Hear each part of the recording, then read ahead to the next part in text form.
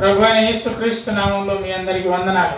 వాగ్దాన ఫలమును వారు పొందుకోకపోయినా దూరం నుండి వాళ్ళు చూసి వందనాలు చేసి, ఓకే, ఈ వాగ్దాన ఫలం మాకు పెద్ద విషయం కాదు, ఈ పాలు తేళ్లు ప్రవహించే దేశంలో ప్రవేశిస్తేంది, ప్రవేశించకపోతే ఎంత, మేము పరలోక రాజ్యంలో ప్రవేశించడం మాకు సంతోషం అని మోషే గాని అనుకున్నట్టుగా ఇంతకుముందు మనం ఆరాధన వాక్యంలో చూసాం. మత్తయి సువార్తలో యేసుక్రీస్తు రాజు అని మత్తయి సువార్తలో భక్తుడు స్పష్టంగా బోధించాడు. మత్తయి సువార్తలో రాయబడ్డ ప్రవచనాలు ఏంటి, ఆ ప్రవచనాల యొక్క లోతైన అర్థం ఏంటి? మత్తయి సువార్త రాయబడ్డది యూదులకు రాసిన లెటర్ మనకెందుకు అవసరం, మనం ఎందుకు చదువుకోవాలి? ఫర్ ఎగ్జాంపుల్, నేను మీ ఇంట్లో ఎవరికైనా ఒకరికి ఉత్తరం రాస్తే పక్కింటి వాడికి ఆ ఉత్తరం గురించి ఏం అవసరం, పక్కింటి వాడికి ఆ ఉత్తరం గురించిన విషయం గురించి ఎందుకు అవసరం, వీటన్నిటి గురించి ఈరోజు మనం తెలుసుకొనబోతున్నాం. మత్తయి సువార్త ఎవరు రాశారు? మత్తయి, సుంకరి అయిన మత్తయి రచించాడు. యేసుక్రీస్తు ప్రభువారికి 12 మంది శిష్యులు ఉన్నారు. సీమోను అని పిలువబడిన పేతురు, అతని సహోదరుడైన ఆంద్రేయ, జెబెదయి కుమారులైన యాకోబు, యోహాను. ఆ తర్వాత యేసుక్రీస్తును మరణించి తిరిగి లేచిన తర్వాత అనుమానించిన తోమా, ఆ తర్వాత బర్తలోమాయి, కానానీయుడైన సీమోను, అల్ఫాయి కుమారుడు యాకోబు, లెబ్బాయి అని మారు పేరు గల తద్దాయి, చిత్రం గల పేరు, ఆయనను అప్పగించిన ఇస్కరియోతు యూదా. జెబెదాయి కుమారులైన యాకోబు, యోహాను, వారిద్దరిలో యోహాను మాత్రమే సువార్తను రచించాడు. ఆ సుంకరి అయిన మత్తయి రచించిందే ఈ మత్తయి సువార్త. ఈ మత్తయి సువార్త యేసుక్రీస్తు ప్రభువారు ఆరోహణమై వెళ్ళిపోయిన 20 నుండి 30 సంవత్సరాల మధ్యలో వ్రాయబడింది. మత్తయి సువార్త ప్రారంభంలోనే మత్తయి యొక్క ఉద్దేశమును మనం గ్రహించగలుగుతాం. 1వ అధ్యాయం 1వ వచనం, అబ్రహాము కుమారుడగు దావీదు కుమారుడైన యేసుక్రీస్తు వంశావళి. కాబట్టి మత్తయి యొక్క ఉద్దేశం ఏంటిదంటే దావీదు కుమారునిగా ఆయనను చూపించగలగాలి. ఎందుకంటే మత్తయి సువార్త యూదులకు వ్రాయబడింది. పరిశుద్ధాత్మ దేవుడు మత్తయిని వాడుకున్నాడు. సుంకరి అయిన మత్తయిని వాడుకొని అనేక సంగతులు మత్తయి సువార్తలో వ్రాయించాడు. మత్తయి సువార్తలో 28 అధ్యాయాలు ఉంటాయి. ఒక రకంగా సువార్తలన్నిటిలో పెద్ద గ్రంథము మత్తయి అధ్యాయాల పరంగా. మత్తయి సువార్త రాసింది సుంకరి అయిన మత్తయి అయితే, మత్తయి ఎప్పుడు కూడా తన గురించి తాను మత్తయి గ్రంథములో, అంటే తను రచించిన ఈ గ్రంథంలో చెప్పుకోడు. నేను ఈ పని చేశాను, నేను ఇలా ఉన్నాను అని ఎప్పుడు చెప్పుకోడు. మత్తయి సువార్త కొత్త నిబంధనకు పాత నిబంధనకు మధ్యలో వారధి అంటే బ్రిడ్జ్ లాగా. పాత నిబంధన గ్రంథమైన ఆది కాండంలో ఆది పాపముతో ప్రారంభమవుతుంది. కొత్త నిబంధనలో యేసుక్రీస్తు పుట్టుకతో మత్తయి సువార్త ప్రారంభమవుతుంది. పాపానికి విరుగుడు యేసుక్రీస్తు ప్రభువారు. ఆది కాండము 5వ అధ్యాయం నుండి మనం ఆదాము వంశావళి చూస్తాం. ఆదాము వంశావళి పాపపు వంశావళి. ఆదాము తన పిల్లల్ని కూడా తన స్వరూపమందే కన్నాడు. 5వ అధ్యాయం 3వ వచనం, ఆదాము 130 ఏళ్ళు బ్రతికి తన పోలికగా తన స్వరూపమున. చూడండి, మనుషులను ఏ పోలికగా చేశాడు? తన పోలికగా చేశాడు. ఇప్పుడు ఆదాము పాపము చేసిన తర్వాత ఆదామునకు పుట్టిన పిల్లలు ఎలా ఉన్నారంట? తన పోలికగా తన స్వరూపమున చేయబడ్డారు. ఆదామును దేవుడు ఏ విధంగా సృజించాడు? ఆదామును సృజించినప్పుడు వారికి బట్టలు లేవు, వారు దిగంబరులై ఉన్నారు. అంటే బట్టలు లేక ఇద్దరున్నారా? అట్లా మనం అనుకోవద్దు. వారికి మహిమ శరీరంతో దేవుడు వారిని కప్పేశాడు. ఆ తర్వాత ఆదాము ఎప్పుడైతే పాపము చేశాడో ఆదాము పిల్లలందరూ ఎలా ఉన్నారు? ఇప్పుడు ఆదాము వలె ఉన్నారు. ఎందుకంటే తన పోలికగా తన స్వరూపమున ఆదాము పిల్లలను కన్నాడు. ఆదాం మీన్స్ హవ్వ తనకు పిల్లలను కనింది. కాబట్టి ఆదాము వంశావళి పూర్తిగా పాపము నుండి వచ్చిన వంశావళి. ఆదాము ఎప్పుడైతే పాపము చేశాడో దేవునితో సహవాసాన్ని కోల్పోయాడు, పాపము తనకు స్వభావముగా వచ్చింది. దేవుడు ఆదామును శపించాడు, నేలను శపించేశాడు, ఒక రకంగా ప్రపంచాన్ని శపించేశాడు. కాబట్టి ఆది కాండము ఆదాము యొక్క పాపమును తెలిపింది. మత్తయి సువార్త యేసుక్రీస్తు యొక్క విమోచన ఎటువంటిదో తెలిపింది. అంతేకాదు యేసుక్రీస్తు ప్రభువారికి దేవుడిచ్చిన పేరు కడపటి ఆదాము. మొదటి ఆదాము పాపము చేత దేవుని మహిమను కోల్పోయాడు, కడపటి ఆదాము తిరిగి మనల్ని మహిమకు నడిపించాడు. మొదటి ఆదాము పాపము చేశాడు, కడపటి ఆదాము పాపము లేకుండా ఈ లోకంలో ఉన్నాడు. మొదటి ఆదాము పాపము చేసి పాప స్వభావంతో పిల్లల్ని కంటే తన్నెందరు అంగీకరించారో వారందరికీ ఆయన పిల్లలవుటకు ఆయన అధికారమును అనుగ్రహించాడు. మొదటి ఆదాము పాపమునకు సూచన అయితే కడపటి ఆదాము విమోచనకు సూచన. ఏ విమోచనకు సూచన? దేనికి విమోచన? పాపము నుండి విడిపించడానికి సూచన. మొదటి ఆదాము పాప స్వభావము ద్వారా తన ద్వారా ప్రపంచమంతా శపించబడితే కడపటి ఆదామైన యేసుక్రీస్తు ద్వారా ప్రపంచమంతా దీవించబడింది.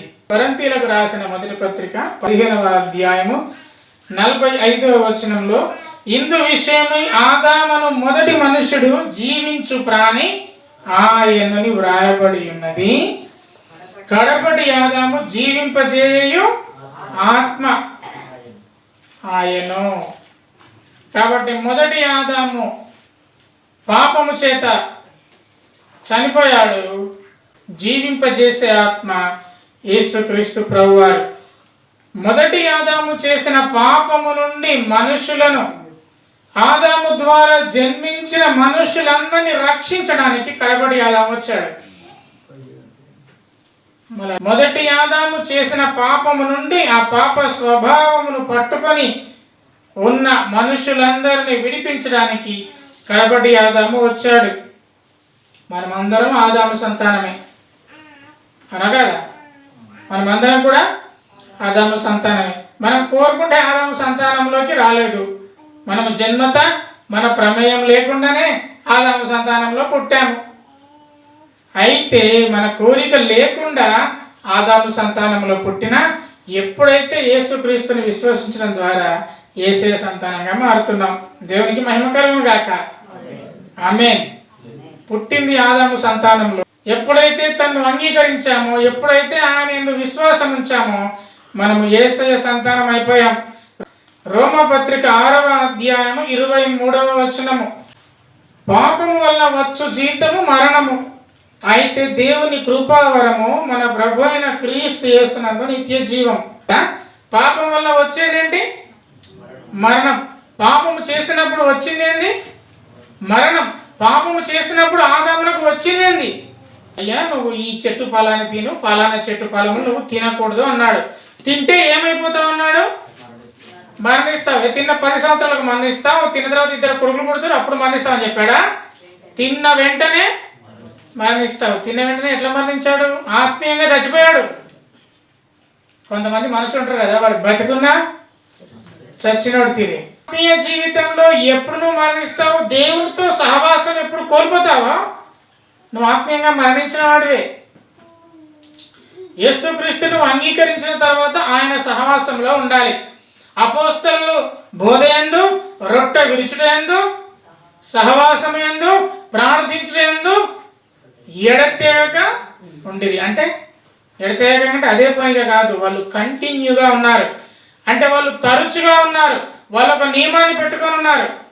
ఎప్పుడైతే రొట్టె విరుచుటయందు, సహవాసమునందు, ప్రార్థన యందు, బోధ యందు నువ్వు తప్పిపోతావు, నువ్వు అపోస్తలుల బోధ యందు నువ్వు తప్పిపోతావు, నువ్వు ఆత్మీయంగా చచ్చిపోయిన వాడివి. అప్పుడు నువ్వు మృతి పొందినట్టే, నువ్వు బ్రతికున్నా మృతి పొందినట్టే. ఎందుకంటే నీలో పాపం ఉంది, ఆ పాపం వల్ల వచ్చే జీతమే మరణం. అయితే దేవుని యొక్క కృపావరం ఏంటి? నిత్య జీవం. ఎట్లా నిత్య జీవం? ప్రభు అయిన యేసుక్రీస్తు నందు నిత్య జీవం. ప్రభువైన యేసుక్రీస్తుని విశ్వసించడం ద్వారా నిత్య జీవమును పొందుకుంటాం. పాత నిబంధన పుస్తకము వాగ్దానముల పుస్తకం అయితే, కొత్త నిబంధన పుస్తకము నెరవేర్పు పుస్తకం.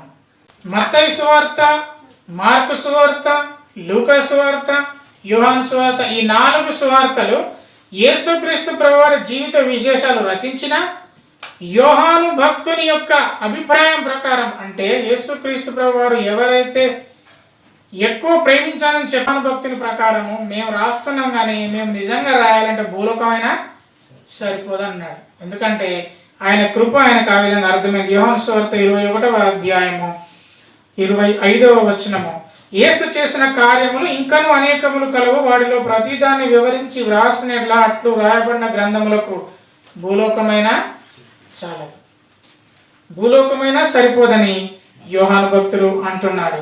కాబట్టి 4 సువార్తల అంశాలను చూసుకుంటే, మొట్టమొదటి సువార్త అయిన మత్తాయి, సుంకరి అయిన మత్తాయి రచించిన ఈ సువార్త యూదులకు రచిస్తే, రెండవదైన మార్క్ రోమన్ గవర్నమెంట్కి రచించిన సువార్త మార్కు సువార్త గ్రీకులకు అంటే అన్యులకు, ప్రాముఖ్యంగా లూకా సువార్త ప్రారంభంలోనే ఉంటుంది. ఓ థెయోఫిలా, గ్రీకులకు రచించిన గ్రంథము లూకా సువార్త. వీటన్నిటికంటే భిన్నమైనది యోహాను సువార్త. ఏదో ఒక ముచ్చటతోని, ఏదో ఒక సంగతితోని 3 సువార్తలు మొదలైతే యోహాను సువార్త మొదలు కాదు. ఎట్లా మొదలవుతుంది? ఆదియందు వాక్యం, వాక్యము దేవుని యొద్ద ఉండెను, ఆ వాక్యమే దేవుడై ఉండెను. కాబట్టి యోహాను సువార్త ప్రపంచమంతటికి రచించబడింది, సర్వలోకమంతటికి రచించబడింది. ప్రాముఖ్యంగా ఈ రోజు మనము చూసుకుంటున్నాం. మత్తయి సువార్తలో అధికం ఎలా ఉంటుందంటే ఆయన బోధలే ఉంటాయి, కొండ మీద ప్రసంగాలు ఉంటాయి, నావలో ఉన్న ప్రసంగాలు ఉంటాయి. మత్తయి సువార్త యూదులకు రచించబడింది, ఎందుకంటే యూదులు వారి మెస్సియా కోసం ఎదురు చూస్తున్నారు. మెస్సియా అనగా అర్థం ఏంటి? గ్రీకులో అభిషిక్తుడు అని అర్థం. అభిషిక్తుడు అనగా క్రీస్తు అని అర్థం. కాబట్టి మెస్సియానే క్రీస్తు, ఆ క్రీస్తే యేసు క్రీస్తు. వారు మెస్సియా కోసం ఎదురు చూస్తున్నారు, రాజు కోసం ఎదురు చూస్తున్నారు. ఎందుకు? ఆనాటి కాలంలో ప్రపంచం అంతా రోమ్ ప్రభుత్వం ఆధీనంలో ఉండేది. రోమా చక్రవర్తి ప్రపంచాన్ని ఏకఛత్రాధిపత్యం చేస్తున్నాడు. యేసుక్రీస్తు పుట్టిన కాలంలో రోమ్ అధిపతి ఎవరు? పేరు తెలుసా? బైబిల్లో ఉందా? ఒక అధ్యాయం, కైసరు ఆగుస్తు. ఆగుస్తు అంటే ఏమనుకుంటున్నారు? ఆయన పేరు. ప్రపంచానంతటిని ఏకఛత్రాధిపత్యం వహించిన ఆ కైజర్ అంటే చక్రవర్తి. ఆ చక్రవర్తి పేరు అగుస్తు. అగుస్తు కాలంలో యేసుక్రీస్తు ప్రభువారు పుట్టారు. మత్తయి సువార్త యేసుక్రీస్తు ప్రభువారి యొక్క రాజరికాన్ని తెలుపుతుంది. రోమన్ గవర్నమెంట్ అంటే రోమీలు ప్రజలను విపరీతంగా పీడించేవారు. వాళ్ళు జుట్టుకు కూడా పన్నేసేవారంట. విపరీతమైన పన్నులు వసూలు చేస్తున్నప్పుడు ప్రజలందరూ కూడా మెస్సియా కోసం ఎదురు చూస్తున్నారు. మెస్సియా వచ్చి ఈ రోమన్ కైసర్ని కొట్టిపారేసి, అందరిని చంపిపారేసి మాకు రాజ్యం నుండి విముక్తిస్తాడు అని అనుకున్నారు. కానీ దేవుడిచ్చే రాజ్యము ఈ కొట్లాడలతోని, ఫైటింగ్లతో ఇచ్చే రాజ్యము కాదు. ఆయన బోధన ఆధారంగా చేసుకొని మనుషులను మార్చే రాజ్యం. దేవునికి స్తోత్రం కానుగాక. పోట్లాడితేనే మనుషులు మారుతారంటే అందరు రోజుకు కొట్టుకోవాలి. పోట్లాడితే మాటలు అంటే మారరు, మనస్సు మారినప్పుడు మనుషులు రూపాంతరపరచబడతారు. అందుకే మత్తయి సువార్తలో ఆయన ప్రసంగాలను మనం ఎక్కువ చూస్తాం. ఏం చెప్పాడు యేసుక్రీస్తు ప్రభువారు ప్రసంగించి? మొట్టమొదటిగా మత్తయి సువార్తలో బాప్తిసమిచ్చి యోహాను ప్రసంగించని చూస్తాం. బాప్తిసమిచ్చి యోహాను ఏం ప్రకటన చేశాడు? మత్తయి సువార్త 3వ అధ్యాయం 1వ వచనము, ఆ దినముల యందు బాప్తిసమిచ్చి యోహాను వచ్చి పరలోక రాజ్యము సమీపించి ఉంది, మారు మనసు పొందుడని యూదయ అరణ్యంలో ప్రకటించుచున్నాడు. యేసుక్రీస్తు ప్రభువారి కంటే కొద్దిగా ముందు జన్మించిన బాప్తిసమిచ్చి యోహాను యేసుక్రీస్తు ప్రభువారి కంటే ముందుగా వచ్చిన ప్రవక్త. ఒక రకంగా బైబిల్లో చిట్ట ప్రవక్త అయిన బాప్తిసమిచ్చి యోహాను దేని గురించి ప్రకటిస్తున్నాడు? పరలోక రాజ్యము సమీపించింది, మారు మనసు పొందినని ప్రకటిస్తున్నాడు. ప్రకటించిన తదుపరి యేసుక్రీస్తు ప్రభువారు కూడా ప్రకటించడం మొదలు పెడతాడు. మరి యేసుక్రీస్తు ప్రభువారు ఏమని ప్రకటిస్తున్నాడు? మత్తయి సువార్త 4వ అధ్యాయము 23వ వచనం. యేసు వారి సమాజ మందిరంలో బోధించుచు దేవుని రాజ్యమును గురించిన సువార్తను ప్రకటించుచు. చూడండి, బాప్తిసమిచ్చి యోహాను ప్రకటించేదేంది? పరలోక రాజ్యము సువార్త. యేసుక్రీస్తు ప్రభువారు ప్రకటించేదేంది? దేవుని రాజ్యపు సువార్త. దేవుని రాజ్యం అంటే పరలోక రాజ్యపు సువార్త. అంటే యేసుక్రీస్తు ప్రభువారి ఉద్దేశమైన, బాప్తిసమిచ్చి యోహాను ఉద్దేశమైన వారు పరలోక రాజ్యం గురించి ప్రకటిస్తున్నారు. ఈ లోక రాజ్యం గురించి ప్రకటించట్లేదు. ఈ లోక రాజ్యం విషయాలతో వారికి సంబంధం లేదు. అందుకే పరలోక రాజ్యం గురించి ప్రకటిస్తుంటే బాప్తిసమిచ్చి యోహాను ఇతడు ఏలియా అనుకున్నారంట. ఎందుకంటే బాప్తిసమిచ్చి యోహాను వస్త్రధారణ కూడా ఈక్వల్ టు ఏలియా వలె ఉంటుంది. అయితే మత్తయి సువార్త యూదులకే రచించబడింది, అందరూ అనుమానం లేదు. యూదులకే రచించబడ్డప్పుడు ఈ అన్యుల తలంపు ఎందుకు? మనకు ఆ మత్తయి సువార్త ద్వారా ఏమి బోధించాలనుకుంటున్నాడు? యేసుక్రీస్తు ప్రభువారు పుట్టిన తర్వాత జ్ఞానులు వస్తారు. వాళ్ళ పేర్లేంటి వింటున్నారా? జ్ఞానుల పేర్లేంటివి తెలియదు. కానీ జ్ఞానులు ఎంతమంది వస్తారు? ముగ్గురు వేస్తారా? చూసినట్టే మాట్లాడుతున్నారు. బైబిల్లో ఉందా ముగ్గురని? అసలు ముగ్గురు కానే కాదు, వాళ్ళు మోర్ దెన్ 10 మెంబర్స్, 10 మంది కంటే ఎక్కువ మంది. కాకపోతే వారు 3 వస్తువులు తెచ్చారు కాబట్టి ముగ్గురు అనుకుంటారు, కానీ 3 అని ఎక్కడా లేదు. వాళ్ళు జ్ఞానులు, వాళ్ళు సైంటిస్టులు, వాళ్ళు శాస్త్రవేత్తలు, వారు ఖగోళ శాస్త్రవేత్తలు. వారు యేసుక్రీస్తు ప్రభువారిని చూడడానికి వచ్చారు. ఈ మాటలు, ఈ జ్ఞానుల సంగతి ఏ సువార్తల్లో ఉంటుంది? కేవలం మత్తయి సువార్తలో మాత్రమే జ్ఞానులను చూస్తాం. మరి ఏ సువార్తలో జ్ఞానులు మనకు కనబడరు. జ్ఞానులు ఎవరయ్యా? వాళ్ళ అన్యులు. వాళ్ళు నక్షత్రమును చూసి యేసుక్రీస్తును వెతకడానికి వచ్చారు. వారికి మాత్రమే నక్షత్రం కనబడింది, ఎందుకంటే వారు జ్ఞానులు. అంటే వాళ్ళకు బుక్ కనబడుతూనే ఉన్నదా? లేదు. మత్తయి సువార్త 12వ అధ్యాయము 18 నుండి 21 వచనాలు ఒకసారి చూద్దాం. ఎందుకంటే యేసుక్రీస్తు ప్రభువారి యొక్క పుట్టుకను మొట్టమొదటిగా ప్రపంచమంతటా ప్రాచుర్యం చేసింది జ్ఞానులే. వారు యూదుల రాజుగా పుట్టినవాడు ఎక్కడ ఉన్నాడని చెప్పి వాళ్ళు ముగ్గురు వచ్చి ఆ రాజ్యం అంతా తిరుగుతున్నారు, యూదా రాజుగా పుట్టినవాడు ఎక్కడ ఉన్నాడని చెప్పి. అప్పుడు ఆ ప్రాంతాన్ని పరిపాలిస్తున్నది హేరోదు. అతడికి బైబిల్లో చాలామంది హేరోదులు ఉన్నారు. అతన్ని మహా హేరోదు అని పిలుస్తారు. ఆ హేరోదు దగ్గరికి వచ్చారు. ఇప్పుడు పుట్టేది బెత్లెహేములో. ఒకవేళ ప్రవచన గ్రంథాలన్నీ వారి చేతుల్లోనే ఉన్నాయి, అవునా కదా? వారి చేతుల్లోనే ఉన్నాయి. గ్రహిస్తే ఎవరు గ్రహించాలి? అంటే అక్కడ ఉన్న యాజకులు కావచ్చు, అక్కడ ఉన్న వాళ్ళందరూ గ్రహించాలి. వీళ్ళు ఎవరు గ్రహించలేదు.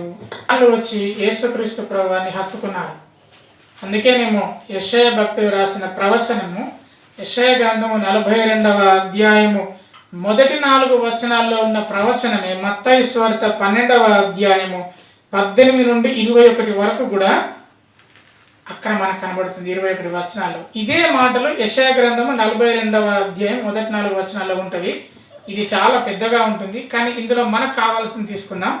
21వ వచనం, మత్తయి సువార్త 12వ అధ్యాయం 21వ వచనంలో, ఈయన నామమందు అన్యజనులు నిరీక్షించును అనున్నదే. కాబట్టి యేసుక్రీస్తు నామమందు అన్యులు కూడా రక్షింపబడతారు అనే విషయాన్ని స్పష్టంగా బోధించింది మత్తయి సువార్త. నిజానికి పాత నిబంధన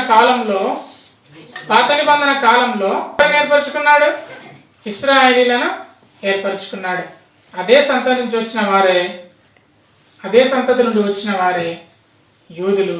యేసుక్రీస్తు ప్రభువారు రాజు అని మత్తయి చెప్తున్నాడు. ఇప్పుడు ఒక మాట చెప్పండి, రాజు అని నాకు నేనే చెప్పుకుంటే కుదురుతుందా? చెప్పండి.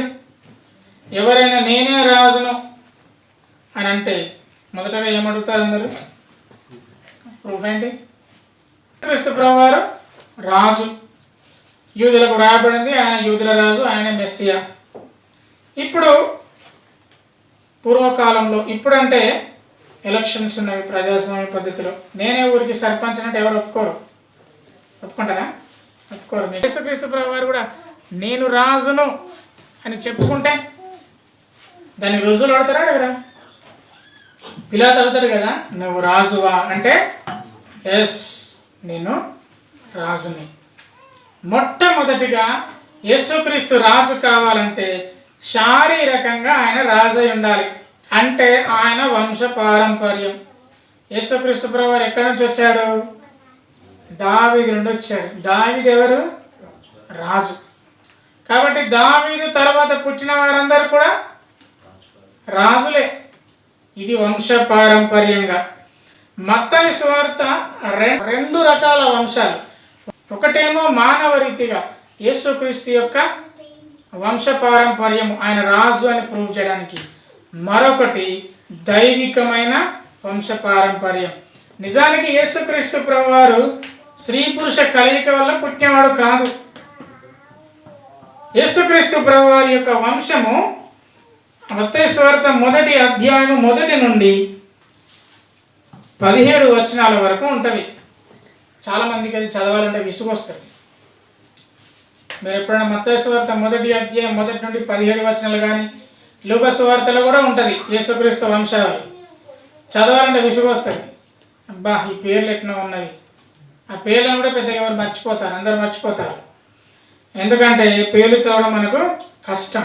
యేసుక్రీస్తు ప్రభువారి యొక్క శారీరక వంశము 1వ అధ్యాయం 1 నుండి 17 వచనాలు ఉంటే, యేసుక్రీస్తు ప్రభువారి యొక్క దైవిక వంశము 18 నుండి 25 వచనాల వరకు ఉంటాయి. అందుకే చూడండి మత్తయి సువార్త 1వ అధ్యాయం 1వ వచనంలో యేసుక్రీస్తు వంశావళి అని ఉంటుంది 1వ వచనంలో కూడా. 18వ వచనంలో యేసుక్రీస్తు జన విధానం ఎట్లుంది అని ఉంటుంది. రెండుకి డిఫరెంట్ ఉంది. ఆయన వంశావళి మొదటిగా ఉంది, ఆయన జన్మించిన విధానము రెండవదిగా ఉంది. కాబట్టి రెండుగా మనం డివైడ్ చేయొచ్చు. మొదటిది శారీరక వంశ పారంపర్యము, రెండవది దైవిక వంశ పారంపర్యము. ఆయన మానవునిగా పుట్టాడు, ఆయనకు ఒక చరిత్ర ఉంది. యేసుక్రీస్తు చరిత్రలో ఉన్నవాడు. అంటే అబ్రహాము నుండి మనం మొదలు పెడితే యేసుక్రీస్తు ప్రభువారికి వచ్చేంత వరకు ఆయన పేర్లని రాయబడినవి. కాబట్టి అవి మనకు అర్థమైన, వాళ్ళు పరిచయం ఉన్నా వారు లేకున్నా ఆయనకు ఒక క్రమం ఉంది. అంటే అబ్రహాము నుండి ఎవరెవరు వచ్చారు, చివరికైతే యేసుక్రీస్తు ప్రభువారు వచ్చారు. అంటే ఆయన జన్మించిన ఒక క్రమం అనేది ఉంది. ఎవరి నుండి ఎవరికి దానికి ఒక క్రమం ఉంది. ఇప్పుడు మిమ్మల్ని నేను అడగచ్చు, ఆశీర్వాదం మీ నాన్న పేరేంటిది అంటే శామ్యూల్ అని చెప్తాడు. శామ్యూల్ గారు మీ నాన్న పేరేంటి? ఏమిటి మళ్ళేనా? మత్తయ్య అని చెప్తారు. ఓకే మత్తయ్య అని చెప్తారు. మరి శామ్యూల్ గారు మీ తాత పేరేంటి? పోసయ్య. పోసయ్య గారి తండ్రి పేరేంటి? అయిపోయాయి. మన వంశావళి లిమిట్ పరిమితం. ఎందుకంటే మనకు తెలియదు. కానీ యేసుక్రీస్తు వంశావళి అలా కాదు, అది రుజువుతో కూడినది. అబ్రహాము దగ్గర నుండి యేసుక్రీస్తు ప్రభువారి వరకు ఉంది. సువార్తలో మాత్రము ఆదాము దగ్గర నుండి యేసుక్రీస్తు ప్రభువారి దాకా ఉంటుంది. అంటే ఆయన జన్మించిన విధానం, ఆయన వచ్చింది పూర్తిగా క్రమ పద్ధతిలో ఉంది. అందుకే ఆయన రాజుగా దావీదు నుంచి వచ్చినవాడు కాబట్టి రాజుగా ఉన్నాడు. ఇక దైవికమైన వంశం. కానీ శారీరకంగా ఆయన యోసేపునకు కుమారునిగా ఎంచబడ్డాడు. నిజానికి కన్యని గర్భవతిగా మారింది. ఆ కన్య పేరు మరియమ్మ. కన్య గర్భవతి అయి కుమారుని కన్నది. అది ఆయన జనన విధానం.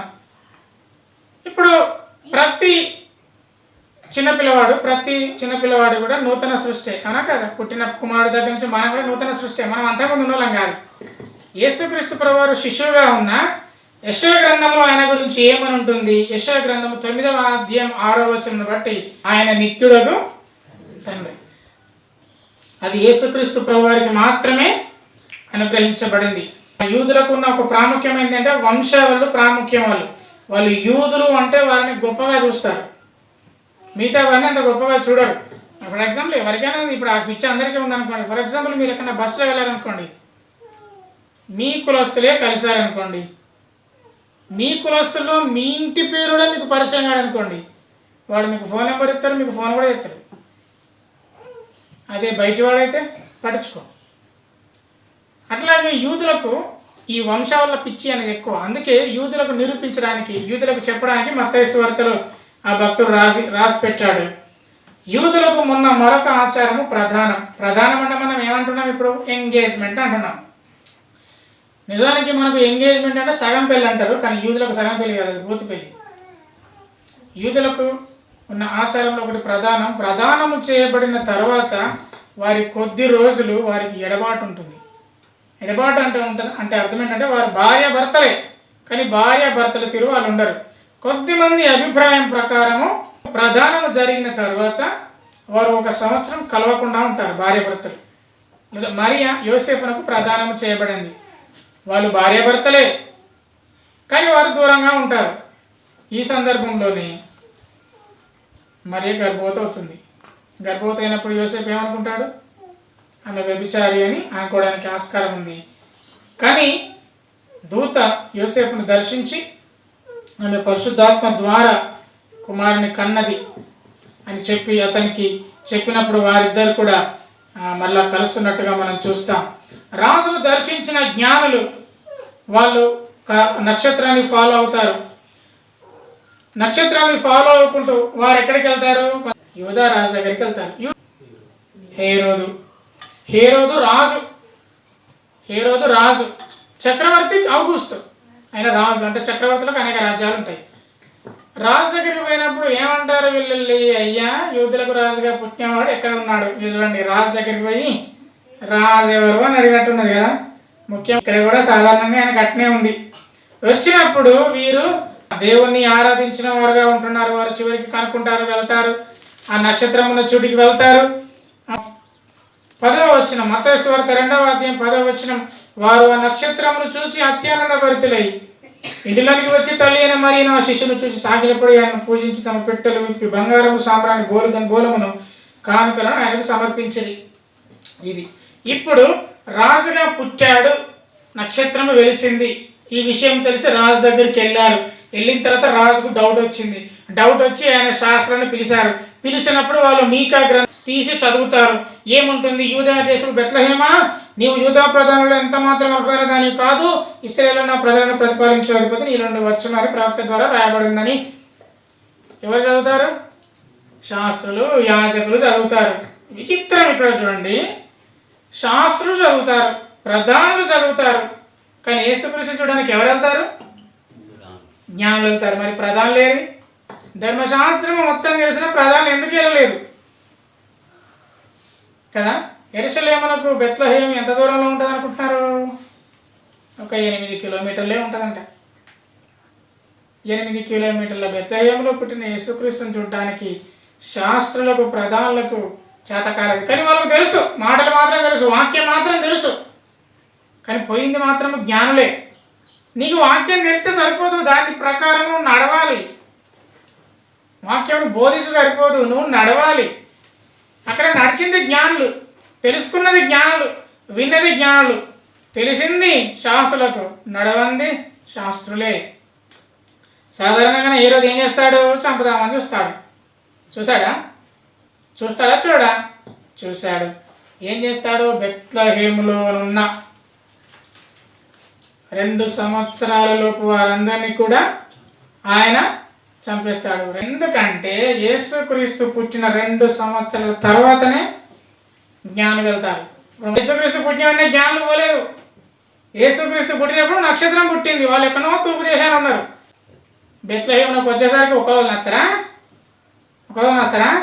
2 సంవత్సరాలు పట్టింది. వాళ్ళు నక్షత్రం చూశారు. ముందుగా ప్రజలందరిని అడిగారు, రాజు దగ్గరికి పోయారు. రాజు ఏం చేశాడు? పేపర్లు తీసుకురండి అని అన్నాడు. అప్పుడు మరి శాస్త్రులు ఏం చెప్తారు? శాస్త్రులందరూ పేపర్లు మీన్స్ ధర్మశాస్త్ర గ్రంథాన్ని ఎతికి మీకు రాసిన ప్రవచనాలు చదివి, అయ్యా ఈ ప్రవచనాలు ఇట్లున్నాయి, మీరు వెళ్ళండి, నేను కూడా ఆరాధించడానికి వస్తాను అని చెప్తాడు. వీళ్ళు వెతుకుతారు, నక్షత్రం చూస్తారు. ఇదంతా జరిగి 2 సంవత్సరాలు పడుతుంది. అంతే తప్ప యేసుక్రీస్తు పుట్టినప్పుడే జ్ఞానులు రాలేదు. 2 సంవత్సరాల తర్వాత వస్తారు కాబట్టి 2 సంవత్సరాల పిల్లలందరినీ చంపిస్తాడు. ఎంతమంది చంపించుంటాడు? ఆ దేశం కాదు, బెత్లెహేములో మాత్రమే. బెత్లెహేం ఎంతది? పెద్ద సిటీయా? బెత్లెహేం ఎఫ్రాతా, నువ్వు యూదా ప్రధానంలో ఎంత మాత్రము అల్పమైన ధాన్యం కాదు. ఎందుకంటే అది కుగ్రామం. 10 నుండి 15 మంది. అందువల్ల ఆయన చంపించింది బెత్లెహేములోనే. ఎందుకు? ప్రవచనం ఏమనుంది? రాజు ఎక్కడ పుడతాడు? బెత్లెహేములో పుడతాడు. బెత్లెహేములో ఉన్న పిల్లలందరినీ వధించేశాడు. ఎవరు? హేరోదు రాజు. ఇది ప్రవచనాత్మకమైనది. చూద్దాం ఆ ప్రవచనం ఏదో. మత్తయి సువార్త 2వ అధ్యాయము 17వ వచనము. అందువలన రామాలో అంగలార్పు వినబడెను, ఏడ్పును మహారోదన ధ్వనియు కలిగెను. రాహేలు తన పిల్లల విషయం ఏడ్చుచు వారు లేనందున ఓదార్పు పొందనలకు వెళ్ళినని ప్రవక్త అయిన ఇర్మియా ద్వారా చెప్పబడిన వాక్యము నెరవేరెను. ఈ ప్రవచనం నెరవేరడానికి పిల్లలందరూ చనిపోయారు. చూడండి, హేరోదు రాజు యేసుక్రీస్తును చంపుదామని చూసినప్పుడు వారు స్వప్నమందు జ్ఞానులు హెచ్చరింపబడి వారు వేరొక ద్వారానే వెళ్తారు. తన్ను జ్ఞానులు అపహసించారు, మోసం చేశారని తెలుసుకున్న హేరోదు పిల్లలందరినీ చంపేయమని ఆజ్ఞ ఇస్తాడు. చంపేయమని ఆజ్ఞ ఇచ్చినప్పుడు వారు స్వప్నమందు తెలుసుకొని వారు ఐగుప్తులకు వెళ్ళిపోతారు. యేసుక్రీస్తు ప్రభువుని తీసుకొని ఎవరు వెళ్ళిపోతారు? మరియా, యోసేపు ఐగుప్తులకు వెళ్ళిపోతారు. అది కూడా ఉంటుంది కదా, ఐగుప్తు నుండి నా కుమారుని పిలిచితిని. ఇప్పుడు పిల్లలందరూ చనిపోయారు. చనిపోవడానికి ఉన్న ప్రవచనం ఏంటంటే రామాలో అంగలార్పు వినబడను, ఏర్పును మహారోదనయు కలిగెను. ఈ ప్రవచనం తెలుసు కానీ దీని అర్థం తెలియదు. అసలు రామ ఏంది, రాహేల్ ఏంటి?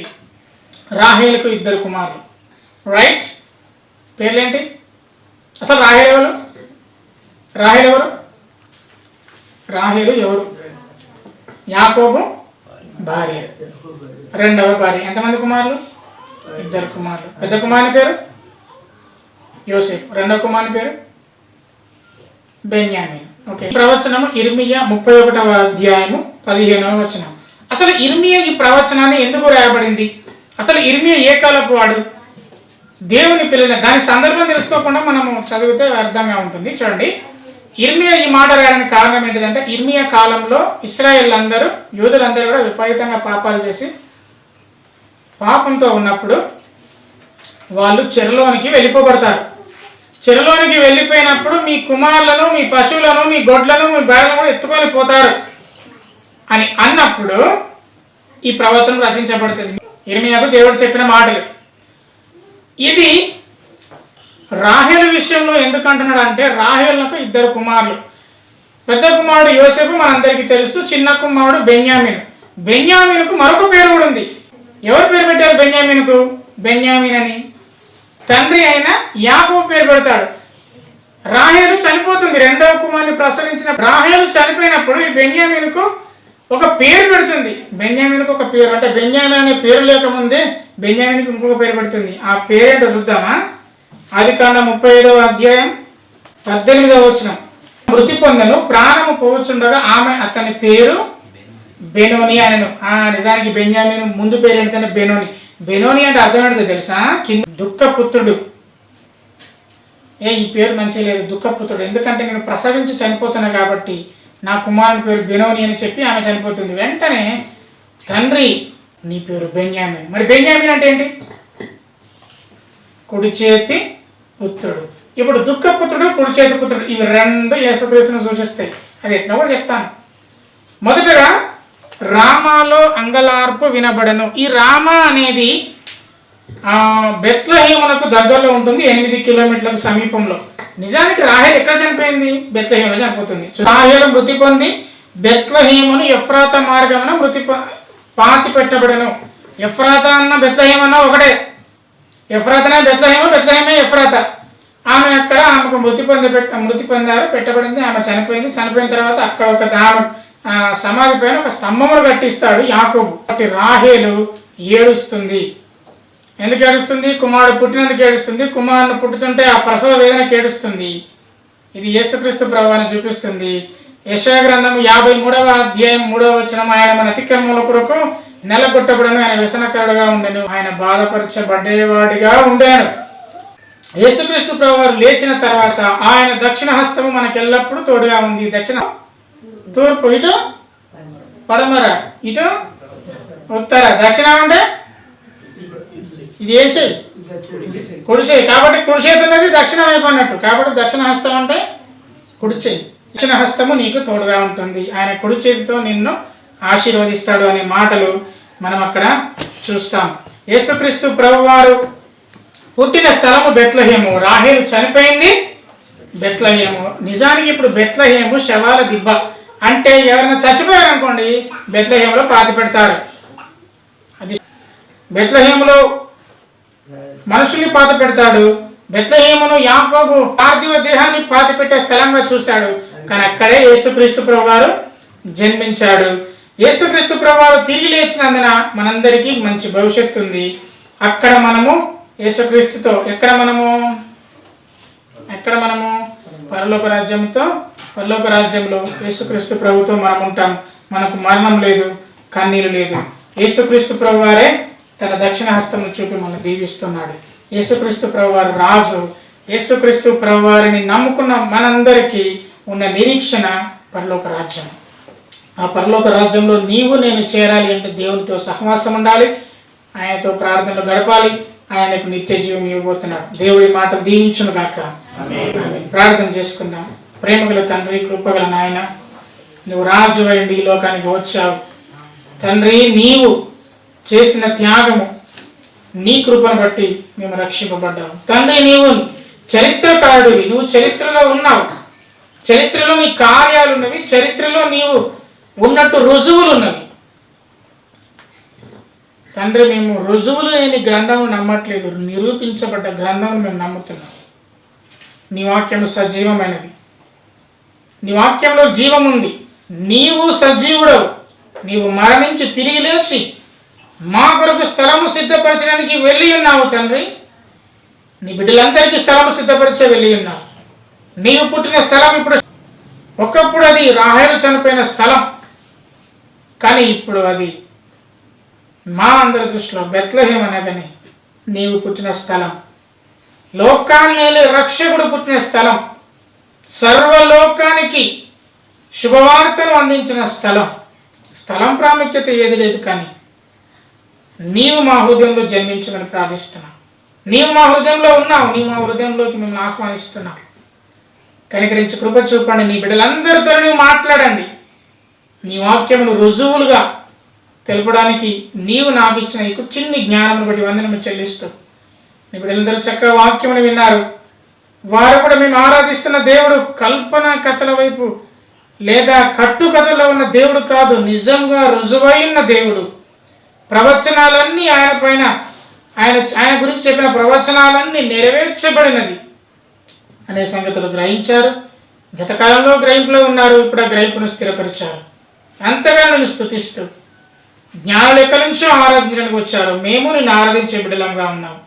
నీ ఆత్మీయ ఆశీర్వాదాలతో మమ్మల్ని బలపరచబోతున్నాను వందనము చెల్లిస్తూ, వాక్యము విన్న నీ బిడ్డలు కూడా వాక్యం తొలగిపోకుండా నీవే నిజమైన దేవుడు అని నమ్మి స్థిరంగా వారు వాక్యమునందు బలపరచబోటకు నీ సహాయం అందించమని మన ప్రభు రక్షకుడైన యేసుక్రీస్తు వారి నామములో ప్రార్థించి వెళ్తున్నాం తండ్రి.